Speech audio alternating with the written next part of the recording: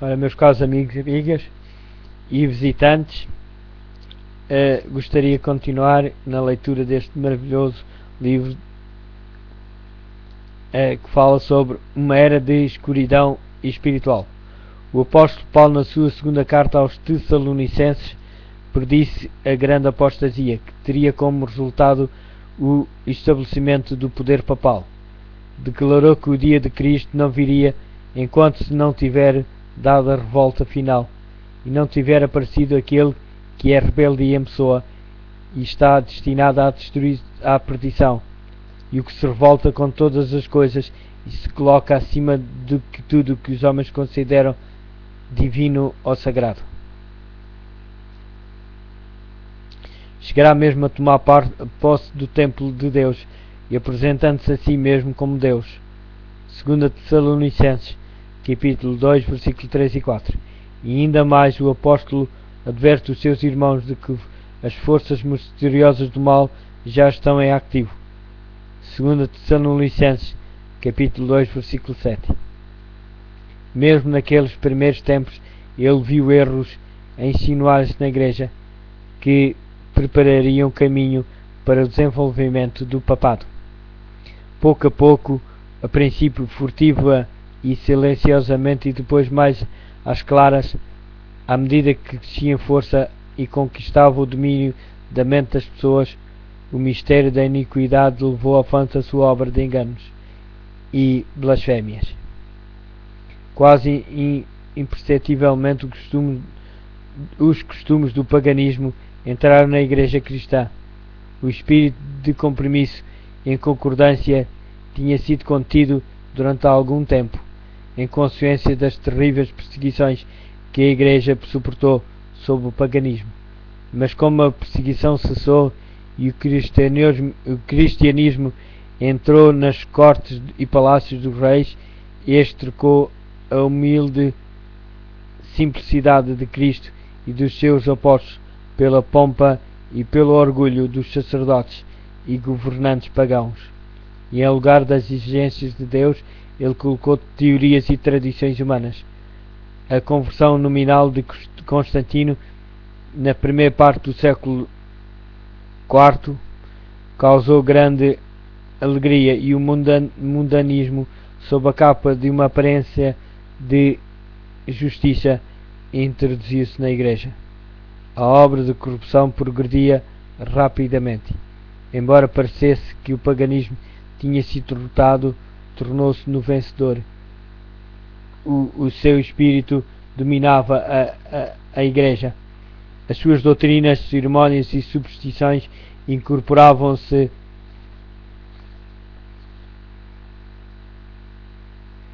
na fé e no culto dos que se diziam seguidores de Cristo. Este compromisso entre o paganismo e o cristianismo teve como resultado o desenvolvimento do homem do pecado. Predito na profecia como opondo-se a Deus e exaltando-se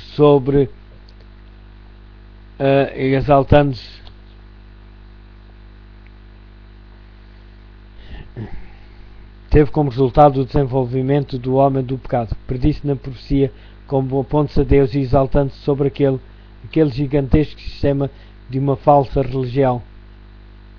E é a obra-prima do poder de Satanás, monumento aos seus esforços para se sentar no trono e governar a terra segundo a sua vontade. Certa vez Satanás tentou estabelecer o compromisso com Cristo, aproximando-se do Filho de Deus no deserto da tentação e mostrando-lhe todos os reinos do mundo e a sua glória. Ofereceu-se para entregar tudo nas mãos. Para isso bastava que ele reconhecesse a supremacia do príncipe das trevas. Cristo repreendeu o pretensioso tentador e obrigou a retirar-se. Mas Satanás consegue um êxito maior ao apresentar as mesmas tentações ao homem para conseguir vantagens e honras mundanas. A Igreja foi levada a procurar o favor e o apoio dos grandes homens da terra, e tendo assim rejeitado Cristo, foi levado a obedecer ao representante de Satanás, o bispo de Roma. Um Uma das principais doutrinas do catolicismo é que o Papa é a cabeça visível da Igreja Universal de Cristo, investido de uma suprema autoridade sobre os bispos e pastores em todas as partes do mundo. Mais do que isto, têm-lhe sido dados os títulos da própria divindade. Tem sido intitulado Senhor Deus, o Papa, e foi declarado infalível. Exige a homenagem de todos os homens, a mesma pretensão alegada por Satanás no deserto da tentação. Ainda é pretendida por ele através da Igreja de Roma, e um grande número de pessoas estará pronto para lhe prestar homenagem.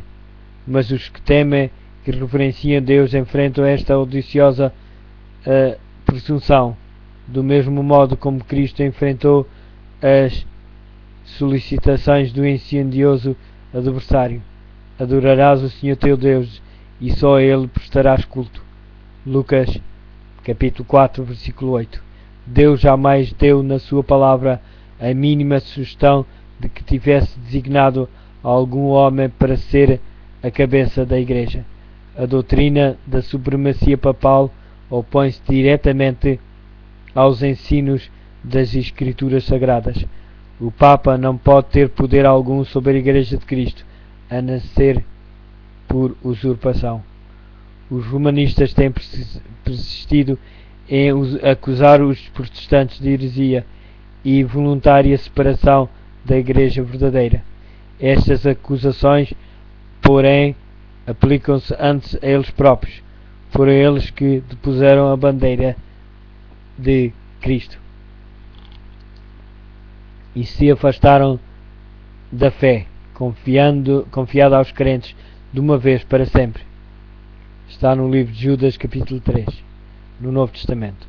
Satanás bem sabia que as Sagradas Escrituras tornariam os homens capazes de discernir os seus enganos e resistir ao seu poder. Foi pela palavra que o Salvador do mundo resistiu aos seus ataques. Em cada assalto, Cristo apresentou o escudo da verdade eterna, dizendo: está escrito. A cada sugestão do adversário opunha a sabedoria e o poder da palavra. Para Satanás poder conservar o seu domínio sobre os homens e estabelecer a autoridade humana, deveria mantê-los na ignorância das Escrituras. A Bíblia exaltaria Deus e colocaria o homem finito na sua verdadeira posição. Portanto, as suas sagradas verdades deveriam ser discernidas e suprimidas. Esta lógica foi adotada pela Igreja de Roma. Durante séculos, a circulação das Escrituras foi proibida. Era vedada ao povo lê-la ou tê-la em casa, e sacerdotes e bispos, sem escrúpulos, interpretavam os seus ensinos de modo a favorecerem os seus objetivos. Deste modo, o chefe da Igreja veio a ser reconhecido como o vigário de Deus na terra, quase universalmente dotado de autoridade sobre a Igreja e o Estado. Depois de removido o seu único obstáculo que podia revelar o erro, as Escrituras, Satanás agiu livremente. A profecia tinha declarado que o papado havia de cuidar em mudar os tempos e a lei. Daniel, capítulo 7, versículo 25. Para cumprir esta obra não foi vagarosa, com o objetivo de proporcionar aos pagãos convertidos algo que substituísse a adoração de ídolos e promover assim a sua aceitação nominal do cristianismo. Foi introduzido no culto cristão gradualmente a adoração das imagens e relíquias. O decreto do Concílio Geral estabeleceu por fim esse sistema de idolatria. Para completar esta obra sacrilégia, Roma pretendeu eliminar da lei de Deus o segundo mandamento, que proíbe o culto das imagens, e dividir o 10º mandamento para poder conservar o seu número. Este espírito de concessão ao paganismo abriu caminho para um desrespeito ainda maior pela autoridade do céu. Satanás, agindo por meio de dirigentes da Igreja não consagrados, interviu também com o quarto mandamento e tentou pôr de lado o antigo sábado, o dia que Deus tinha abençoado e santificado. Gênesis capítulo 2, versículos 2 e 3. Exaltando em seu lugar a festa observada pelos pagãos como o venerável dia do sol, esta mudança não foi a princípio tentada abertamente. Nos primeiros séculos, o verdadeiro sábado foi guardado por todos os cristãos. Estes eram ansiosos em honrar a Deus e crendo que a sua lei é imutável. Preservavam zelosamente a santidade dos seus preceitos, mas com grande subtileza Satanás atuava através dos seus agentes para atingir o seu objetivo, para poder chamar a atenção do povo para o domingo. Este tornou-se uma festa em honra da ressurreição de Cristo. Realizavam-se atos religiosos durante ele. Era, porém, considerado como dia de recreação, continuando ainda o sábado a ser observado como dia santo. Para preparar o caminho para a obra que queria realizar, Satanás tinha levado os judeus antes da vinda de Cristo a sobrecarregarem o sábado com as mais rigorosas imposições, tomando a sua observância num fardo. Agora, tirando vantagem da falsa luz sob a qual ele tinha feito com que fosse considerado, lançou desprezo sobre o sábado, fazendo com que fosse considerado como uma instituição judaica, enquanto os cristãos continuavam a observar o domingo como festa de alegria. Levou-os a fazer do sábado um dia de jejum, de melancolia e de tristeza, de modo a mostrar o seu ódio para com o judaísmo.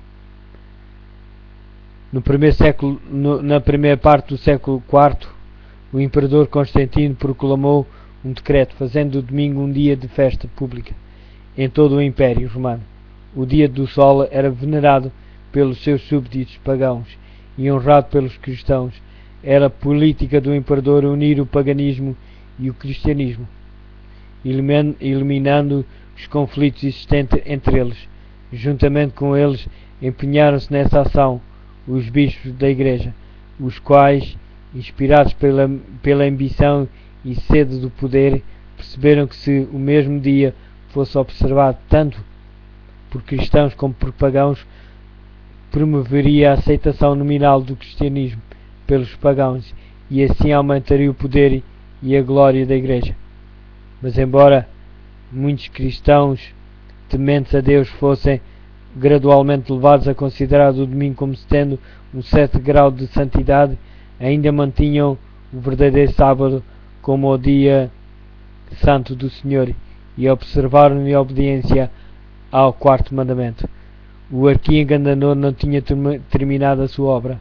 Estava decidido a congregar o mundo cristão sob a sua bandeira e exercer o poder por intermédio do seu vigário. O orgulhoso pontífice, que pretendia ser o representante de Cristo através de pagãos meio convertidos, bispos ambiciosos e eclesiastes amantes do mundo, ele atingiu o seu objetivo. Celebravam-se de tempos em tempos vastos concílios aos quais assistiam os dignatários da Igreja de todo o mundo. Em quase todos os concílios, o sábado que Deus tinha instituído era rebaixado um pouco mais, enquanto o domingo era exaltado em idêntica proporção. Assim a festa pagã veio finalmente a ser honrada como instituição divina.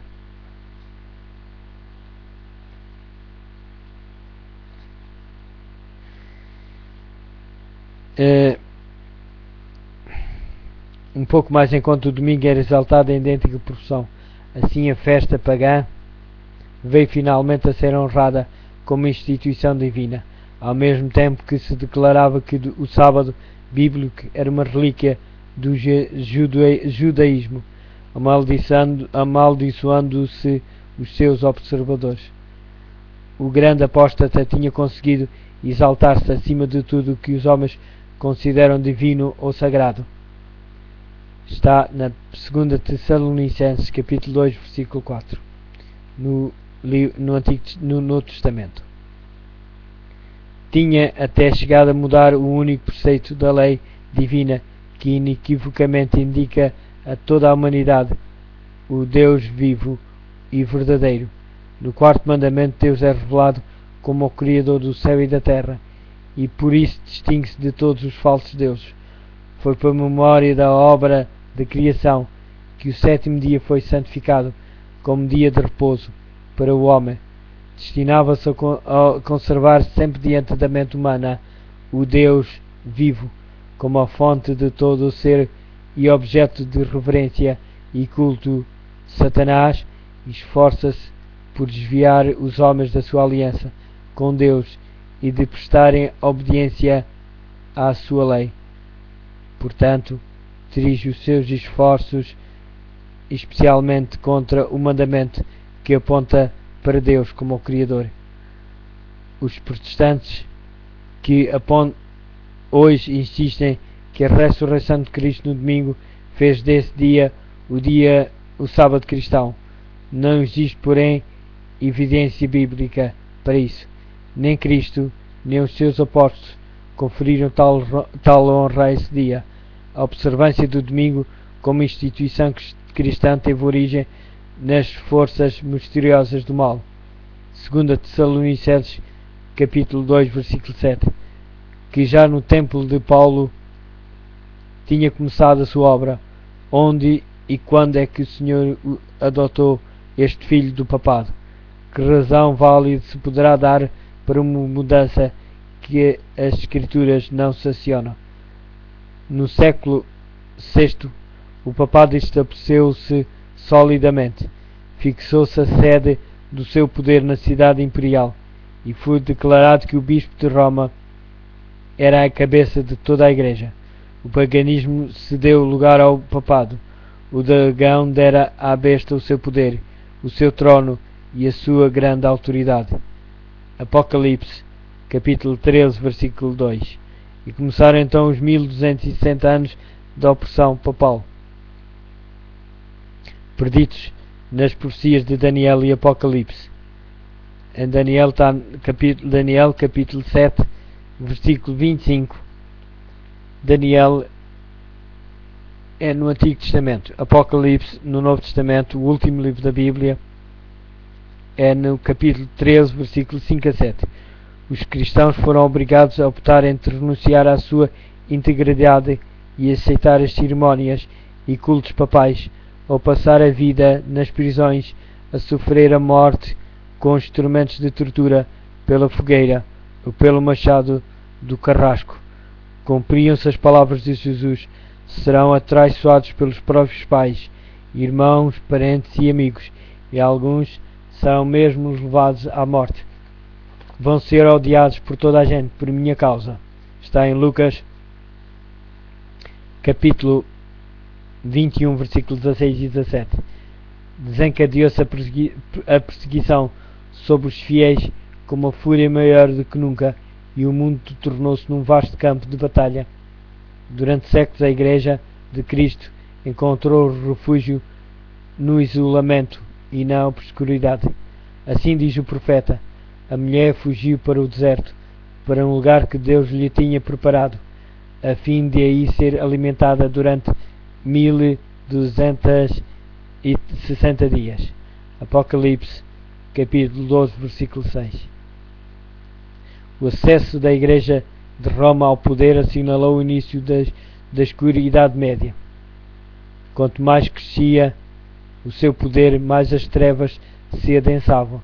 A fé foi transferida de Cristo, o verdadeiro fundamento, para o Papa, em Roma. Em vez de confiar no Filho de Deus para o perdão dos pecados e para a salvação eterna, o povo olhava para o Papa e para os sacerdotes e bispos, em que ele delegava a autoridade.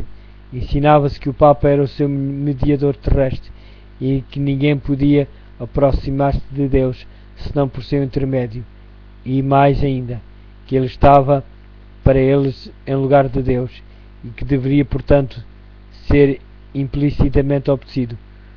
Um desvio das suas decisões era motivo suficiente para se aplicar a mais severa punição ao corpo e à alma. Ofensores Assim a mente do povo era desviada de Deus para homens falíveis e cruéis, e mais ainda para o próprio príncipe das trevas, que exercia o seu poder por intermédio. O pecado disfarçava-se sob o manto da santidade. Quando as Escrituras são suprimidas e o homem olha para si mesmo como supremo, só podemos esperar fraudes, enganos e aviltantes iniquidades. Ao elevar as leis e tradições humanas, percebeu-se a corrupção que resulta sempre ao pôr de lado a lei de Deus. Foi uma altura de grande perigo para a Igreja de Cristo. Os fiéis porta-estandartes eram na verdade poucos, embora a verdade não fosse deixada sem testemunhas. Parecia por vezes que o erro e a superstição prevaleciam completamente e a verdadeira religião seria banida da terra. Perdeu-se de vista o Evangelho, mas multiplicaram-se as formas de religião e o povo foi sobrecarregado com severas exigências. Ensinava-se não só a considerar o Papa como seu mediador, mas a confiar nas suas próprias obras para a expiação do pecado.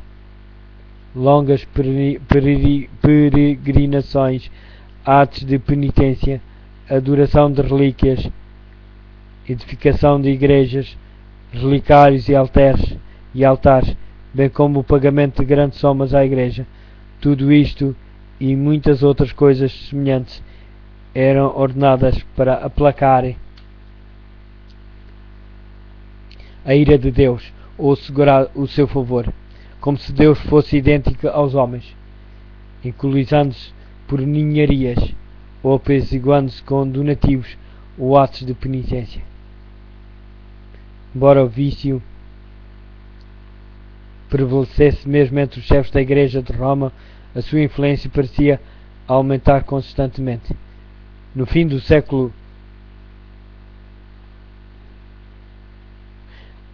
Já no fim do século VIII, os romanistas começaram a sustentar que no princípio da Igreja os bispos de Roma tinham possuído o mesmo poder espiritual que assumiam agora. Para confirmar essa pretensão, era preciso empregar alguns meios para lhe dar aparência de autoridade, e isto foi prontamente sugerido pelo pai da mentira. Os monges forjaram escritos antigos. Foram descobertos decretos de concílios de que nunca se tenha ouvido falar, estabelecendo a supremacia universal do Papa, desde os primeiros tempos, e a Igreja, que tinha rejeitado a verdade, avidamente aceitou estes enganos. Os poucos fiéis que construíram sobre o verdadeiro fundamento, está em 2 Coríntios capítulo 3, versículo 10 e 11, ficaram perplexos e embaraçados quando o entulho das falsas doutrinas obstruiu a obra, como os edificadores sobre o muro de Jerusalém no tempo de Neemias. Alguns estavam prontos para dizer: os carregadores estão sem forças perante tal quantidade de escombros. Nós não somos capazes de reconstruir a muralha. Neemias capítulo 4, versículo 10. Cansados da constante luta contra a perseguição, a fraude, a iniquidade e todos os outros obstáculos que Satanás tinha sido capaz de inventar para deter o seu progresso, muitos dos fiéis edificadores desanimaram e, por amor à paz e à segurança da sua propriedade e da sua vida, desviaram-se do verdadeiro fundamento. Outros, sem se intimidarem com a oposição dos seus inimigos, declaravam corajosamente: não tenham medo deles, lembrem-se que o Senhor é grande e terrível. Neemias capítulo 4, versículo 14. E prosseguiram com a obra, cada qual com a espada cingida ao lado.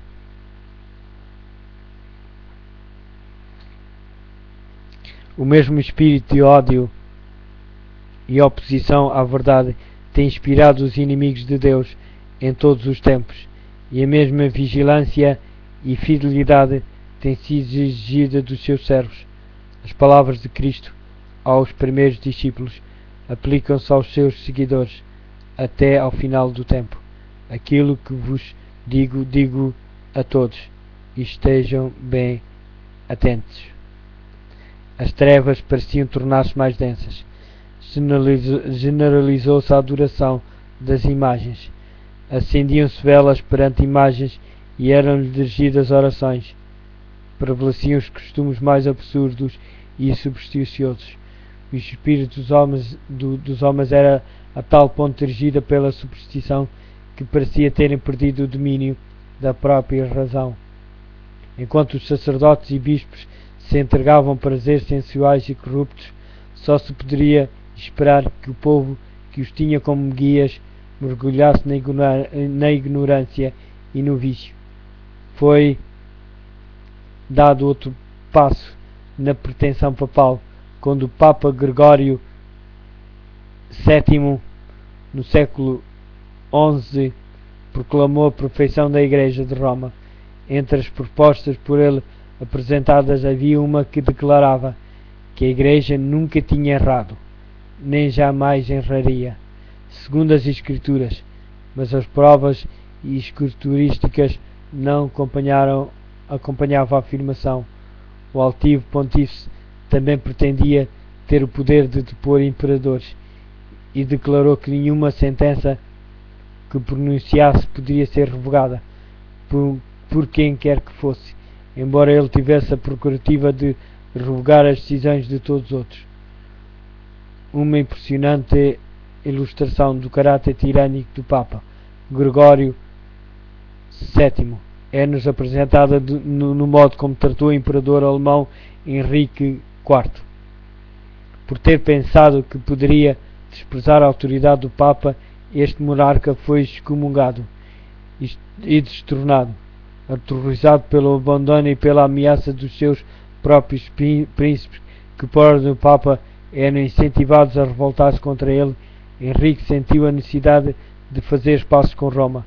Em companhia da sua mulher e de um servo fiel, atravessou os Alpes em pleno inverno para se humilhar diante do Papa.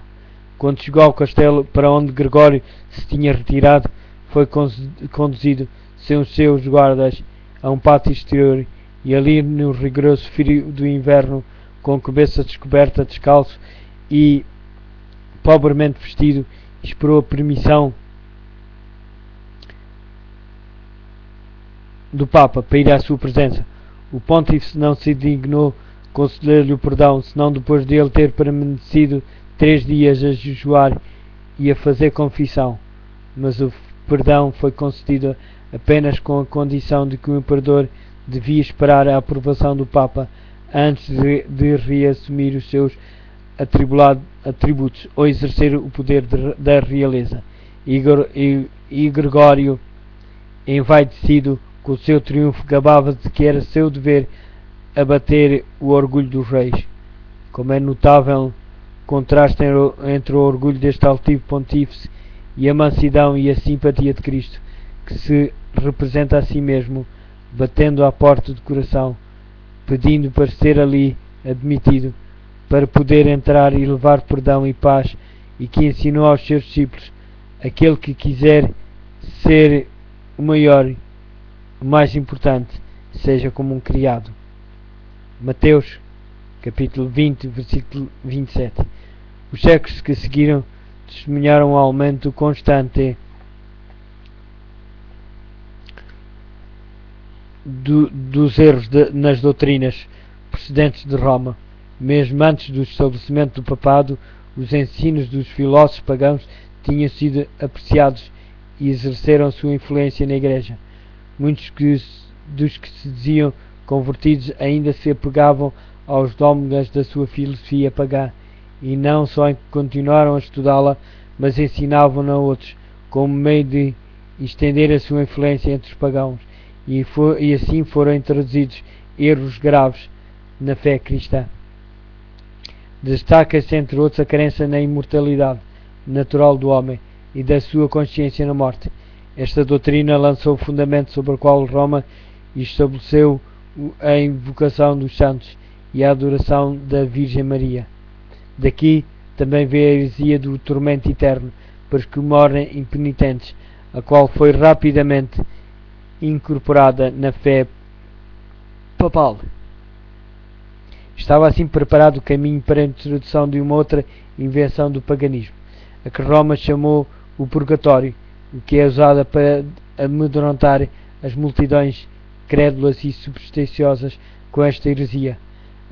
Afirma-se a existência de um lugar de tormento destinado às almas dos que não merecem condenação eterna, mas que devem sofrer o castigo pelos seus pecados. Depois, quando libertas da impureza, são admitidas no céu. Assim foi necessário uma outra invenção para Roma, se poder aproveitar dos medos e vícios dos seus crentes. Esta foi suprida pela doutrina das indulgências, completa remissão dos pecados passados, presentes e futuros, e libertação de todas as dores e castigos que os pecados trazem, eram prometidas a todos os que se alistassem nas guerras do Pontífice para estender o seu domínio temporal, castigar os seus inimigos e exterminar os que ousassem negar a sua supremacia espiritual.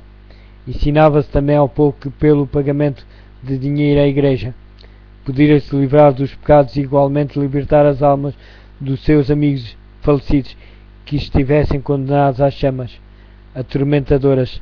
Através destes meios, Roma encheu os seus cofres e sustentou a pompa, o luxo e os vícios dos pretensos representantes daquele que não tinha onde reclinar a cabeça.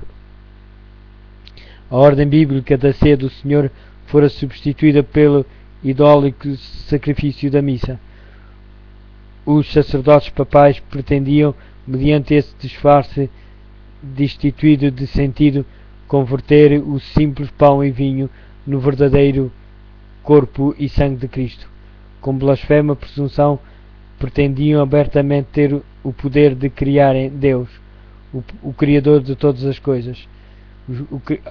Ao cristão exigia sob pena de morte que confessassem a sua fé nesta heresia horrível que insulta o céu. Multidões que se recusaram a fazê-lo foram entregues às chamas. No século XIII foi estabelecido a mais terrível de todas as armadilhas do papado, a Inquisição. O príncipe das trevas trabalhava com os dirigentes da hierarquia papal.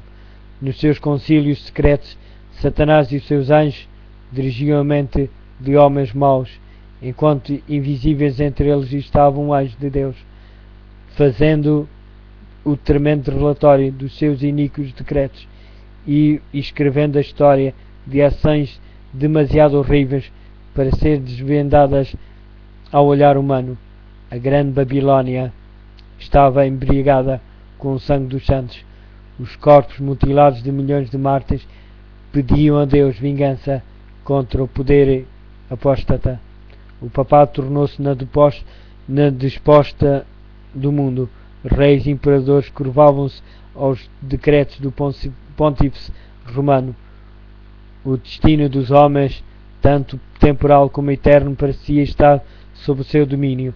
Durante séculos, as doutrinas de Roma tinham sido extensas e implicitamente recebidas. Os seus ritos irreverentemente praticados, as suas festas de uma forma geral observados. O seu clero era honrado e liberalmente mantido. Nunca a Igreja de Roma atingiu maior dignidade, magnificência ou poder. Mas o meio-dia do papado foi a meia-noite do mundo. As Sagradas Escrituras eram quase desconhecidas, não só pelo povo, mas também pelos sacerdotes. Como os fariseus de outrora, os dirigentes papais odiavam a luz que revelaria os seus pecados. Uma vez removida a lei de Deus, a norma de justiça, eles exerciam poder sem limites e praticavam os vícios sem restrições. Prevaleciam a fraude, a avareza, a libertinagem. Os homens não recuavam perante nenhum crime.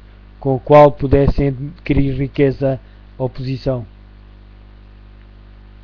Os palácios dos papas e bispos eram cenários da mais devassidão.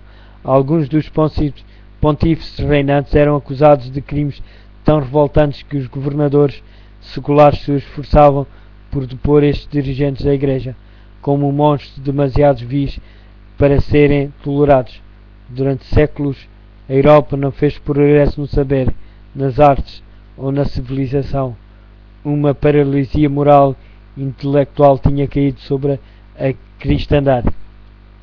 A condição do mundo sob o poder romano apresentava o cumprimento terrível e surpreendente das palavras do profeta Oseias: o meu povo foi destruído, porque lhe faltou conhecimento, porque tu rejeitaste o conhecimento, também